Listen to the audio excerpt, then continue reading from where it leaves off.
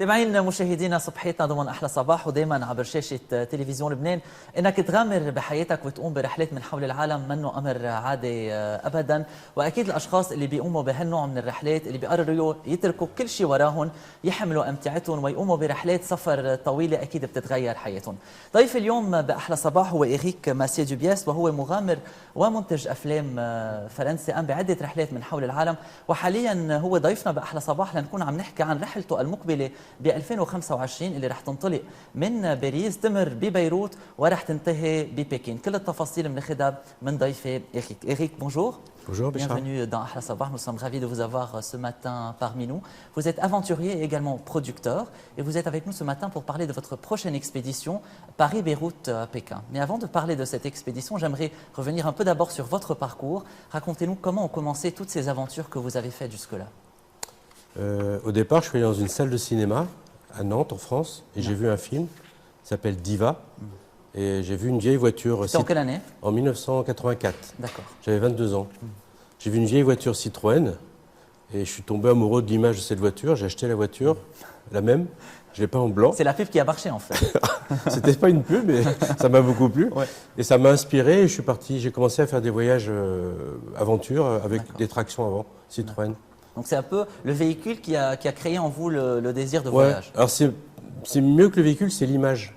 Il y avait des phares chromés et dans les phares chromés, on voyait les paysages qui défilaient. Et moi, j'ai toujours adoré l'image et j'ai dit, moi, je veux ça. Je veux cette image-là. دكتور. لكن عم بيقول إريك انه حبه للمغامره والرحلات الطويله بدا بعام 1984. كان عم بيحضر بمدينه نانت فيلم ديفا وشاف سياره سيتروين عم تمرق بمحلات كثيره، وكانت كل المشاهد الحلوه والمناظر الطبيعيه عم بتمر بسرعه، ومن وقتها قرر يشتري هيدي السياره وبدا يقوم برحلات من حول العالم. إريك, combien d'expéditions aujourd'hui à votre actif? Depuis 1985, j'ai organisé 70 expéditions à travers les continents, en auto et en moto. C'est quoi la différence en fait, que ce soit en auto ou en moto? Au début, c'était des vieilles voitures Citroën. Ouais. Et puis un jour, en 2007, je venais de traverser l'Afrique avec des tractions pendant 5 mois. Et j'ai reçu un coup de fil du patron de BMW France. Il m'a dit, je veux que tu fasses des voyages en moto pour BMW. Donc j'ai organisé les voyages en moto. سوبر. لكن عم بيقول إريك انه من ال 85 لليوم قام باكثر من 70 رحله بخمس قاره، ان كان بالسياره او حتى بالموتوسيكل. وبدا بالاول كان يعمل كل رحلاته بالسياره، انما من بعدها تلقى اتصال من رئيس شركه BMW للموتويات اللي اقترح عليه انه يكون عم بيقوم بهالرحلات على الموتو. Qui vous accompagne en général, Éric, dans ces voyages? Au départ, j'organise un voyage et je les vends à des clients. C'est des clients qui disent je veux traverser l'Amérique du Sud, je veux traverser... C'est un peu de l'événementiel. C'est une agence, en fait. C'est une agence de voyage aventure. D'accord. Donc j'ai passé ma vie à organiser les vacances de mes clients. D'accord. Mais c'est des vacances aussi pour vous ou c'est du travail? Ah non, c'est du travail. Pourquoi? Il faut tout organiser, il faut faire la logistique, il faut mettre dans les containers, il faut organiser les photos, les films... s'occuper des clients quand ils ont des petits bobos, quand ils tombent. C'est en général des clients, mais vous n'avez jamais fait d'expédition juste pour le fun? Non, c'est des gens qui sont débutants. D'accord. Je les transforme entre zéro et héros. داكور سوبر. لكن عم بيقول إريك انه اكثريه العالم اللي بيسافروا معه بيكونوا اشخاص هن حابين يقوموا بمغامره، بيكونوا حابين يروحوا برحله، يكونوا عم بيفرسوا، وهو بينظم لهم يمكن الرحله وبيكون عم بيرافقهم بهيدي الطريقه، وبيروحوا كمبتدئين وبيعودوا من هالرحله كابطال. إريك, vous produisez également des émissions télé, des documentaires. Donc ça ajoute une difficulté supplémentaire à vos voyages quand vous essayez de les documenter? Alors j'organise des films documentaires ou des reportages. De vos voyages? De nos voyages, oui. D'accord. Mais on a fait aussi, par exemple en 2007, on a réédité la Croisière Noire Citroën, qui était la première traversée de l'Afrique en 1924. Donc on a refait cette expédition et on a fait un film pour France 5 sur les acteurs du développement durable en Afrique. Ça, c'était passionnant. Donc en fait, quand on essaie également, donc il y a déjà les défis du voyage imposés par le voyage. Et après, en même temps, il faut tourner, il faut penser aux caméras, penser à ce qu'on fait, penser aux documentaires. Donc c'est assez difficile comme projet, non? Ce qui est difficile, c'est de trouver les bonnes personnes. Il faut trouver des personnes qui sont capables de travailler dans le vent, dans le froid, dans la poussière. On ne dort pas beaucoup, on travaille dans des conditions difficiles. Vous avez besoin également d'un réalisateur? Il faut un réalisateur, il faut un cadreur, il faut un droniste. Il faut un ingé son des fois. L'équipe est partante ici, on peut vous accompagner. Allez les gars, on y va. quand vous voulez. لكن عم بقول إريك إنه هو لما يسافر بيجرب يوثق كل سفراته وكل رحلاته، وأيضا بينتج أفلام وثائقيات لقنوات فرنسية ليوثق كل هالرحلات. بيكون أكيد معه فريق عمل، والأهم إنه لما يكون في صعوبات كثيرة إنه هالأشخاص اللي معه يكونوا قادرين يصوروا بكل الظروف، بالهواء، بالسقعة، بالجليد، بالثلج، وحتى بالصحراء. أكيد بده يكونوا عم بيصوروا كل هالأفلام ليكونوا عم بيوثقوا. C'est important de documenter ces voyages, Eric. Je trouve qu'il y a beaucoup de travail pour organiser. Les gens qui participent vivent un grand rêve. Ça serait dommage de ne pas partager. D'accord. Donc c'est toujours un effort financier en plus pour produire les images, produire les films. Mais au final, le partage, c'est important. Donc ce genre de voyage, c'est évidemment pas toujours très facile. Quel mental en fait il faut avoir pour faire ce genre d'expédition, pour réussir ce genre d'exploit? Alors c'est pas des événements sportifs, mais il faut de l'endurance. D'accord. Et mieux que l'endurance, il faut de la résilience. Et moi, au fil des années... C'est un peu le mot qui nous caractérise, nous les Libanais, en ce moment. Bah vous êtes, vous êtes les dieux de la résilience. Et je pense, par expérience, je pense que la résilience, on ne naît pas avec la résilience, on la construit. Et la résilience, c'est fabriqué avec l'espérance et la persévérance. C'est ça qui fait la résilience. Et dans nos voyages, on a besoin de ça. Et les Libanais, vous êtes l'exemple mondial de la résilience. Très bien, merci pour le compliment. لكن عم بيقول إريك إنه لنقوم بهالنوع من رحلات الشخص بده يكون عنده قدرة على النفس الطويل، يكون عنده قدرة على الصمود، ونحن اللبنانيين معروفين بهالصمود. ليكون شخص صامد بده يكون عنده شغلتين، بده يكون عنده أمل وبده يكون عنده مثابرة ليقدر أكيد يتحدى كل الظروف ويستمر بهالرحلات اللي بتمتد لفترات طويلة جدا. En fait, c'est quoi le plus gros défi quand on fait ce genre d'expédition pendant plusieurs semaines, plusieurs mois? Je pense que le défi, c'est d'accepter de sortir de sa zone de confort. C'est-à-dire que quand on vit dans son pays, on mange, on boit, on dort, on travaille, on se déplace, on a des repères. En fait. On a des repères, ok. Et quand on voyage, on ne sait pas où on va dormir. Enfin, moi, je sais, mais les gens ne savent pas où ils vont dormir, ne savent pas où ils vont manger, où est-ce qu'ils vont. Ils ont un roadbook, mais tous les jours, c'est nouveau. Donc l'aventure, en fait, c'est l'imprévu. Et si on a du mal à sortir de sa zone de confort, on ne profite pas du voyage. Donc il faut en fait faire un effort personnel en fait pour tenter l'expérience, mais également il faut travailler sur soi durant le voyage. Bah oui, parce que c'est pas du tourisme. Du plaisir en fait. C'est pas du tourisme, c'est de l'aventure, c'est du voyage aventure. Donc. C'est dangereux ou pas? Bah, quand on est en moto, oui, parce que moto, on peut tomber. On a eu des accidents. Hein, on les met dans une ambulance, on les met dans un avion, on les renvoie. Mais oui, ça peut être dangereux, mais on fait attention de ne pas aller là où c'est trop dangereux. Et puis on ne cherche pas les problèmes, on est tous positifs. Nous, ce qui nous intéresse, c'est de rencontrer les gens.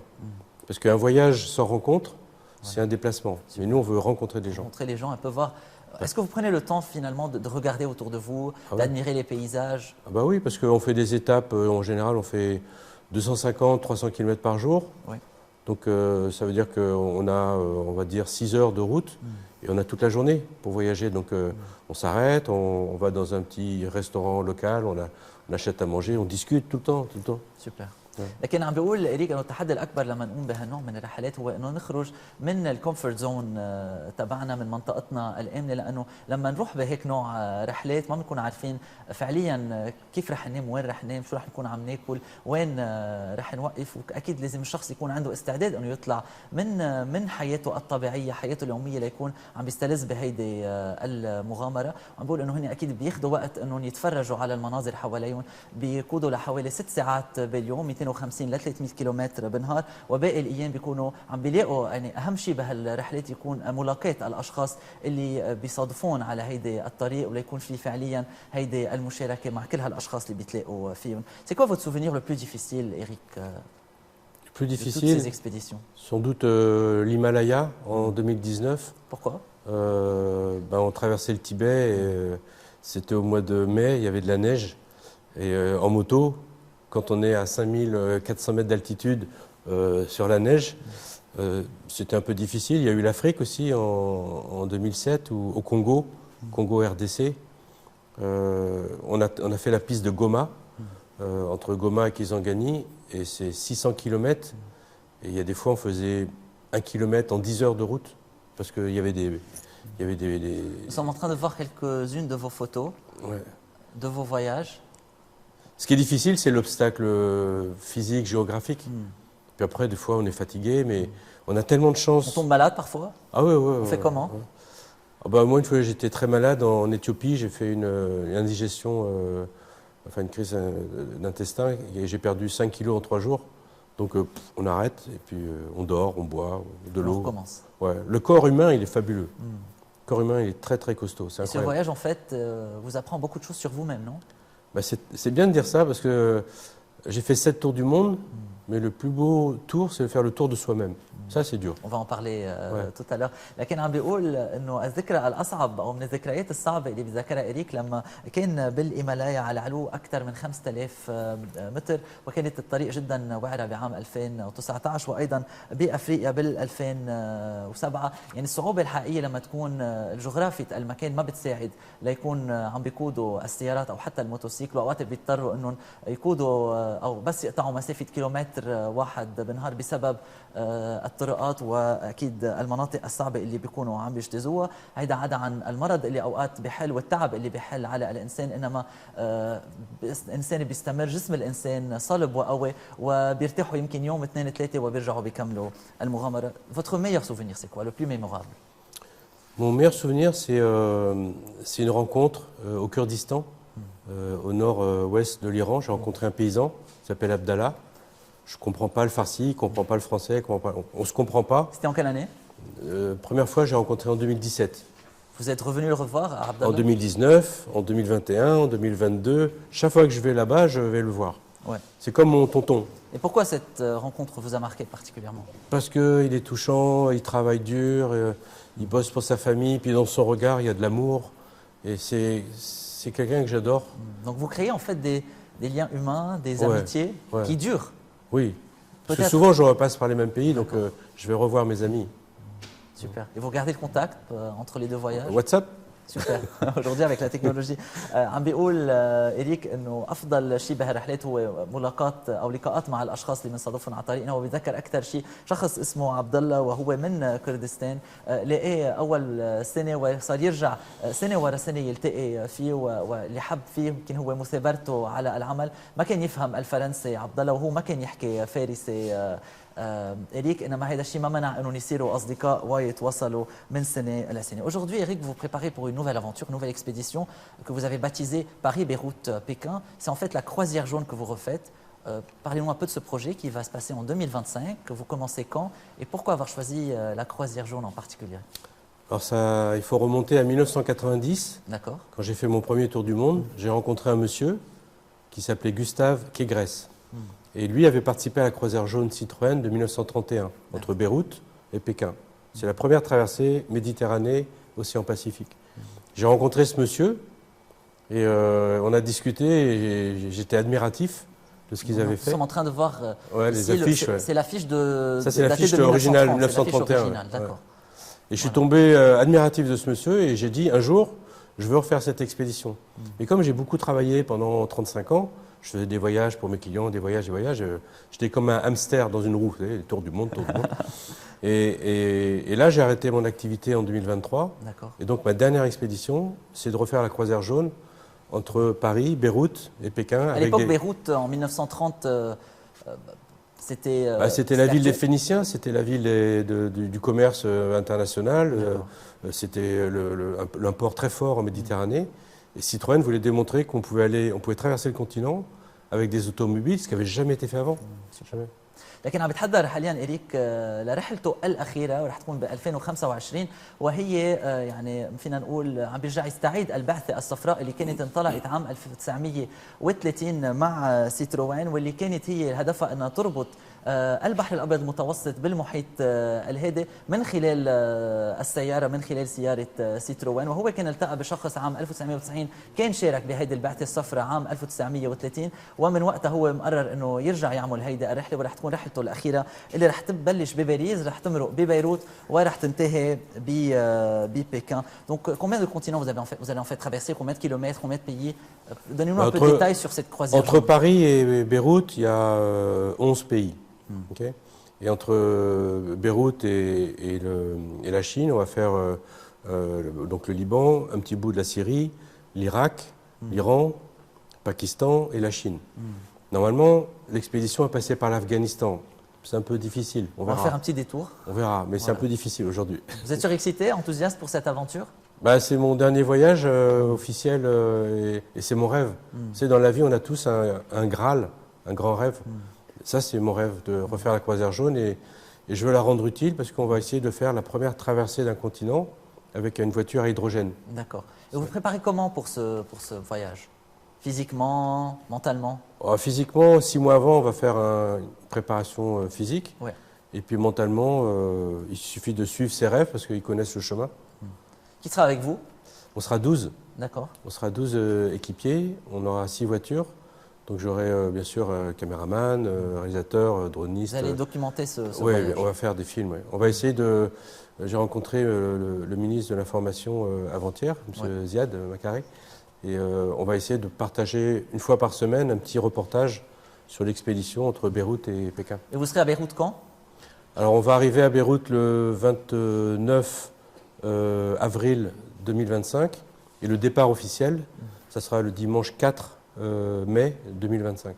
De Beyrouth. De Beyrouth. Ouais. d'accord. لكن عم بيقول إليك انه رحله البعثه الصفراء اللي رح يرجع عيدها رح تمرق باكثر من 11 بلد، رح تنطلق رسميا ب9 رح تنطلق رسميا، رح يكون موجود ببيروت ب9 نيسان، ورح ينطلق رسميا ب4 ايار 2025. رح يكون عم بيرافقوا 12 شخص، ورح يكون معه كمان اكيب تصوير رح توثق هيدي الرحله، ورح يكون عم بيتشارك كل فتره والثانيه بكل محطه فيديو. رح نكون كمان عم نتشاركه نحن عبر أحلى صباح وعبر شاشة تلفزيون لبنان لهالرحلة التاريخية اللي رح تمرق من بيروت وصولا للصين، واللي الهدف فعليا تفرجي انه قادرين نحن نوصل البلاد عن طريق الارض، ورح يكون عم بيستعمل دراجة بتمشي على الهيدروجين. Donc vous parlez beaucoup d'écomobilité, d'écotourisme, de tourisme durable.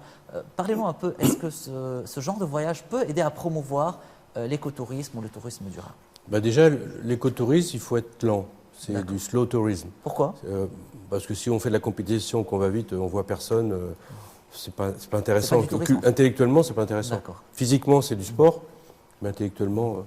Donc nous, on aime bien prendre notre temps, et ça, c'est l'écotourisme. Après, au niveau de l'environnement, on va faire un challenge avec mon équipe. C'est-à-dire qu'on va dire, au départ, on n'est pas bon dans l'environnement. On boit dans des bouteilles plastiques, on crame du gasoil. Vous voyez, des t-shirts en coton, on n'est pas bon. Et pendant tout le voyage, on va essayer de réduire notre empreinte carbone. On va essayer, par des actions simples, comment faire en sorte qu'on réduit notre empreinte carbone. Donc ça va être un exercice intellectuel et un peu ludique. Et on voudrait partager notre expérience. Et pourquoi ce véhicule à hydrogène, en fait? Parce que aujourd'hui, si on veut parler des générations futures, de nos enfants, il n'y a que 3 solutions pour rouler sans produire de carbone. Sans carbone. Il y en a 3. Il y a un véhicule 100% électrique, il y a les piles à combustible et il y a les moteurs thermiques qui fonctionnent avec l'hydrogène gazeux. C'est les 3 seuls. Solaire, nucléaire, on n'en parle pas. Et je pense que la meilleure solution, c'est un bon vieux moteur diesel transformé dans la culasse pour remplacer le diesel par de l'hydrogène. Et ça marche. Donc c'est un choix qui s'inscrit en fait dans cette thématique d'écotourisme, de tourisme durable, d'environnement. C'est un choix... moi, ce qui m'intéresse, c'est pas l'urbain, c'est pas la compétition, c'est interurbain. C'est entre les villes. J'aime bien voyager, donc je ne cherche pas des technologies pour rouler dans les villes. Je cherche des technologies pour aller de Ashgabat à Téhéran ou pour aller de Beyrouth à Bagdad. Vous voyez, c'est l'aventure qui m'intéresse.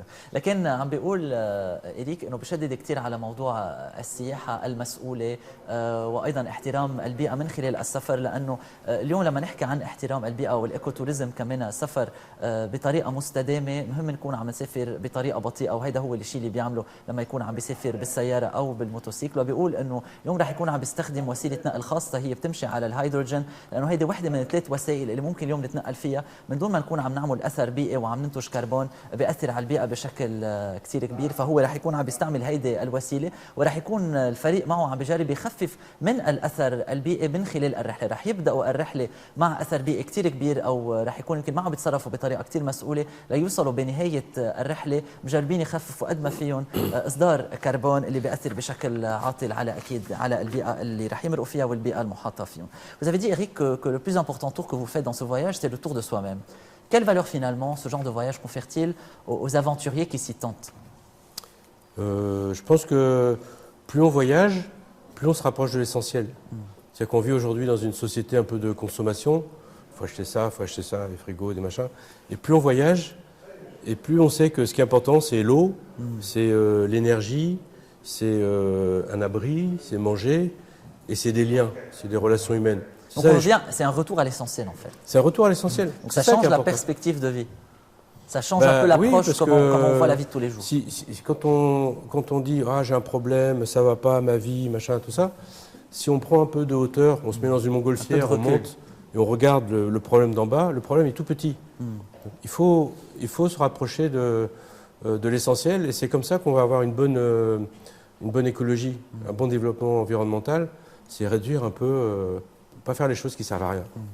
عم بيقول إريك إنه هالنوع من التجارب يمكن بيعلم قيم مهمة، لأنه بردنا يمكن على الأشياء المهمة بالحياة واللي هي أوقات أشياء أساسية، أهمية المي، أهمية الطاقة، أهمية يكون شخص عنده سقف يقويه، عنده ملجأ أو بيقدر يأمن أكل. كثير أوقات من حياتنا اليومية بنلتهي بأمور سطحية، فهالنوع من التجارب بيردنا على الأشياء المهمة. On en ressort changé de cette expérience, Eric? J'espère, parce que je pense que quand on voyage, on devient meilleur. On n'a pas besoin de traverser le monde, hein, quand on change du Nord-Liban au Sud-Liban, Sud-Liban au Nord-Liban. Enfin, quand on change de région, on apprend, on a des nouvelles références, on connaît des traditions différentes, donc forcément on est meilleur. Si tous les gens du monde qui nous posent des problèmes, hein, je ne dirais pas les noms, mais tous les grands hommes qui nous posent des gros problèmes, s'ils voyageaient plus en dehors de la zone de confort, le monde irait très très bien. Une personne qui décide de sortir de sa zone de confort, qui décide de tenter ce genre de voyage, est-ce qu'elle est capable de retourner au quotidien, à une vie un peu normale, une vie de bureau, une vie de boulot? Est-ce qu'on est capable de rentrer dans ce cadre à nouveau après un mois passé, on va dire... Oui, bien sûr, mais vous serez beaucoup plus fort dans votre tête. C'est-à-dire que vous retournez dans votre boulot, vous faites la routine peut-être, mais vous êtes beaucoup plus fort dans votre tête, vous avez des images, un vécu, qui fait que quand vous avez des petits soucis, hop, vous partez dans vos images et tout va bien. C'est un peu de nouvelles destinations pour nous sauver un peu du quotidien. Bah oui, parce que en fait, l'idée c'est de sortir du tube. Vous savez, le tube, c'est on est jeune, on se marie, on achète une maison, on a des enfants, et on travaille. On arrive, on a 60, 65 ans. On n'a pas forcément vécu ce qu'on voulait vivre. On n'est pas un peu sorti des sentiers battus. Ouais, c'est ça. Et je pense que on peut très bien faire un beau voyage, 3 semaines, un mois, qui va dépayser, et on revient à la vie de tous les jours, mais on est plus fort. عم بقول إريك إنه هيك نوع تجارب بغير الحياة، بنرجع على حياتنا اليومية مع قوة أكبر، قوة نفسية. لما تواجهنا مشاكل صغيرة بالحياة دائما قادرين نرجع نتذكر وين كنا بهيدي التجربة، ونرجع ناخذ هيك بعد نظر لنرجع نقلع بحياتنا اليومية بشكل أقوى. وأكيد هاللقاءات اللي رح نعملها من خلال هيك نوع رحلات أكيد بتغير الحياة وبترجع بتردنا للأشياء المهمة مثل ما ذكرنا. J'aimerais vous poser une question à propos de vos chaussures en fait, parce que je vois bien que vous portez une paire, mais une paire différente de chaussures avec 2 différentes couleurs. Pourquoi? C'est depuis le lycée, depuis que j'ai 15 ans, j'ai toujours des chaussures différentes. Il faut acheter 2 paires à chaque fois. Et c'est parce que ça permet de créer des contacts. D'accord. Quand j'ai des chaussures différentes, j'ai toujours des chaussures différentes. Si je vais dans un pays, ou même en France, les gens viennent me voir et comme vous, ils me disent pourquoi vous avez des chaussures différentes? Donc c'est une manière un peu d'aborder les gens. Oui, on crée le contact, mais c'est gentil. Et du coup, on parle. لكن عم بيقول إريك إنه معود من أيام المدرسة يكون عم بيلبس بإجره كل فردة لون لأنه ليحس حاله أيضا مختلف، وكمان ليكون عم بيتقرب من الناس، لأنه كثير من الأوقات الأشخاص وين ما راح اللي بيلتقوا فيه بيسألوه عن هذا الموضوع مثل ما هلا سألني، وهيك بيكون عم بيخلق يمكن مجال للتعارف أو يكون عم بيتكلم مع أشخاص جديد. Aujourd'hui, vous vous préparez pour cette expédition. Un dernier mot aux Libanais qui vont vous accompagner à partir de 2025 et durant toute cette aventure. Qu'est-ce qu'on leur dit? Ben, je suis tombé amoureux du pays, de la culture, de la gastronomie, bien sûr, parce que c'est très bon. C'est votre deuxième fois à Beyrouth? Ouais, deuxième fois. Je vais revenir en juillet. Je vais revenir plusieurs fois. Je commence à avoir des amis au Liban et ça me plaît beaucoup. Et le petit mot, c'est continuer à être courageux. À un moment, les choses vont s'éclaircir. J'ai appris une chose dans mes voyages d'aventure. C'est un moment, la galère, ça s'arrête.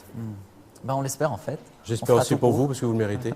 لكن عم بيقول إريك للمين رح يكون عم بيرجع لبيروت قريبا جدا، وبيرسل رسالة تضامن لكل الشعب اللبناني، وبيقول لهم قريبا ان شاء الله يكفوا صمود، لانه قريبا ان شاء الله كل هالمشاكل اللي عم بيمرقوا فيها رح تصير وراهم. وهذا الشيء هو اللي تعلمه من رحلاته الطويلة والصعبة من حول العالم. Eric, merci d'avoir été avec nous ce matin, c'était un plaisir. Beaucoup. Vous êtes toujours le bienvenu, que ce soit à Beyrouth ou sur Télé Liban. Nous attendons avec impatience cette expédition et nous serons en train de vous suivre de Paris à Beyrouth jusqu'à Pékin. On aura beaucoup de plaisir à partager avec vous. Nous le partagerons également à très bientôt. Merci. مشاهدينا لهم وصلت نهاية هالفقرة من أحلى صباح، بناخذ بريك سريع وبعده بنتابع أحلى صباح، خليكم معنا.